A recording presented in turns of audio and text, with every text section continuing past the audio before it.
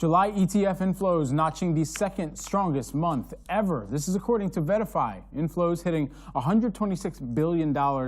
With the sort of volatility we've seen this week, are ETFs your next safer investments? That's the big question to discuss. We've got Todd Rosenbluth, who is the Verify Head of Research as part of the ETF report brought to you by Invesco QQQ. Todd, great to see you here. All right, so when you see ETF inflows like this, what does that typically signal? Well, that's a positive sign of ETF adoption. ETFs are a great vehicle to get exposure to the equity or fixed income or commodities market. And in July, there was certainly money going into the risk-on investments. We saw high-yield corporate bonds. We saw broad S&P 500-based ETFs gain traction. And we've seen in the beginning days of August, some of that trading volume has continued, but it's moved into some of the lower risk equity exposures, more value-oriented approaches as folks pivot. But this is a great sign for ETF adoption. Does this ETF adoption signal to you an investor appetite for just de-risking? So we're seeing that in a couple of ways. One, ETFs offer a more diversified way of getting exposure to the equity markets or the fixed income market.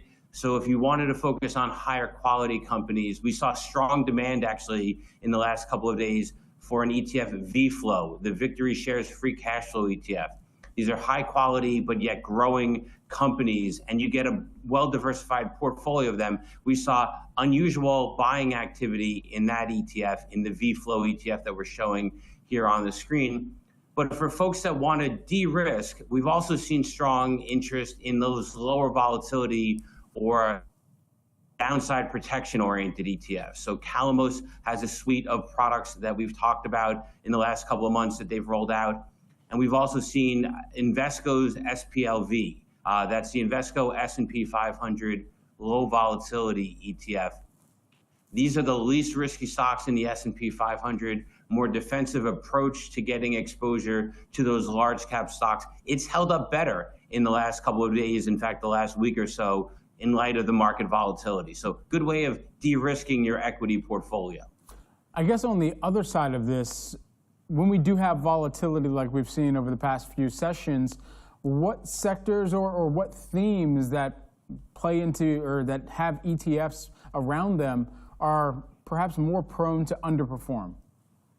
So your higher growth-oriented strategies, your broader NASDAQ 100, we saw obviously that pulled back, and the triple Qs offers exposure to those mega cap growth companies, which is why we've actually seen some interest in those covered call related products that are tied to the NASDAQ 100. And so NEOS has one of those ETFs, Global X has another one of those ETFs, QYLD, I believe, is the Global X product. Different strategies, but they offer income and downside protection offered in a tax-efficient manner. So for folks that want some growth-oriented exposure, but want to limit some of that downside and get the benefits of income, there's lots of ETFs to offer.